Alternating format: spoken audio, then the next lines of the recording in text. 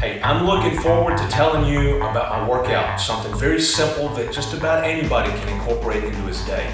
I want to encourage people to build up their strength and feel healthy for longer in their lives. But before I get to that, I need to give you some background. Specifically, I want to talk about how you can injure yourself so that you'll avoid it. I'm going to talk about my rotator cuff injury, how I got it, and what I'm doing to fix it.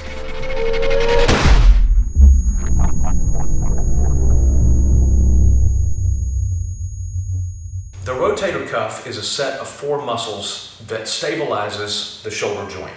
You can remember the 4 rotator cuff muscles by the acronym SITS, S-I-T-S. You've got the subscapularis, the infraspinatus, the teres minor, and the supraspinatus. The subscapularis muscle does this motion, pulls the hand in like this, does an internal rotation of the humerus bone. The next 2, the infraspinatus and the teres minor, push out. They do an external rotation of the arm. The last one, the supraspinatus, adducts the arm up and away from the body like this. The head of the humerus fits into a cup and rotates in that cup all around.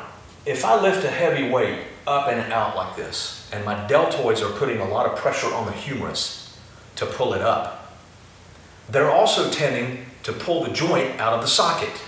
They're also tending to pull that head up out of the cup like this. Then, when you're rotating, you're impinging here on the rim of the cup, and it hurts, and it limits your motion.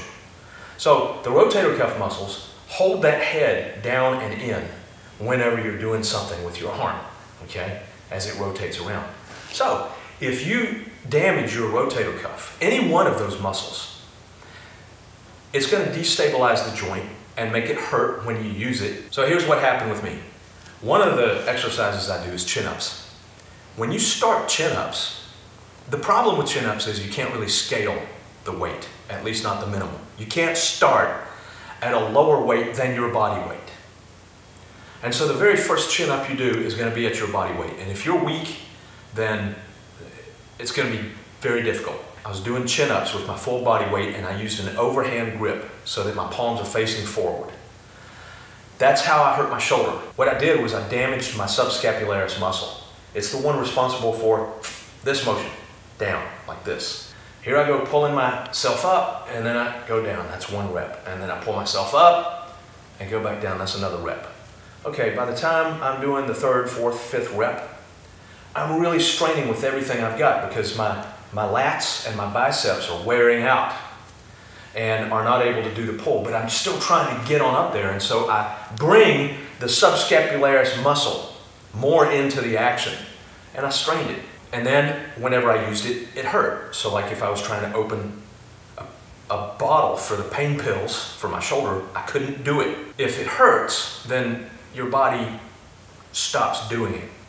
And when it stops doing it, then you lose strength, which then makes you more susceptible to injury.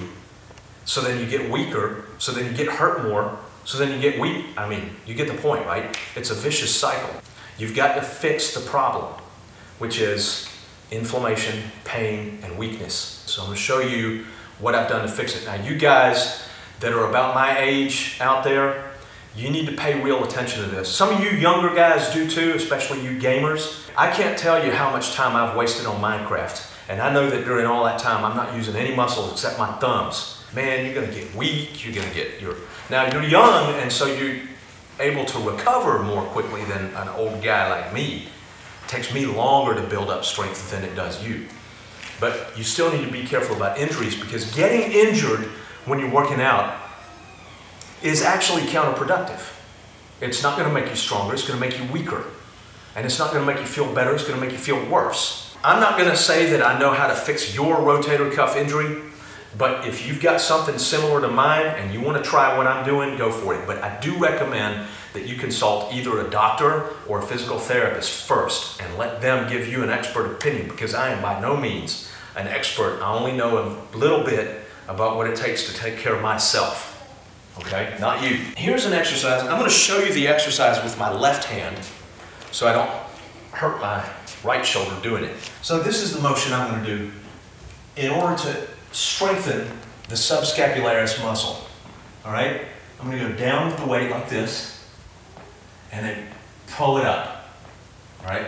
And then if I go all the way this way and pull it back up, I'm using the next two muscles in the SITS acronym, the infraspinatus and the teres minor muscles.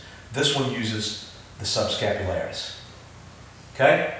So I can do this exercise fairly easily with 10 pounds. I can even do it with 15 pounds with my left hand. All right, let me show you what happens when I try with 5 pounds on my right hand. All right, here we go. Okay, I can do it now. It's just been a week. I've been doing these exercises every day for a week with a 3-pound weight. And when I started a week ago, I couldn't lift it even once with a 5-pound weight. So I'm really improving, and that's good news. It hurts. What you really want when you're working out is that burn. That feels good. That increases your endorphins. It makes you tougher. That burn feeling you get is normal and healthy, and it's okay. I'm doing it with 10 pounds on the left arm and 3 pounds on the right arm. And really 3 pounds, I just showed you that I was able to do 5 pounds, but just once or twice, and then it hurts too much. I've been doing this for about a week now, every day for a week. All right, now what I normally do is go all the way down like this, because I just want to go ahead and work out the entire rotator cuff. And I'm doing it on both arms because it does my left arm good to strengthen the rotator cuff. Even though it's not injured, it'll help prevent an injury on that side.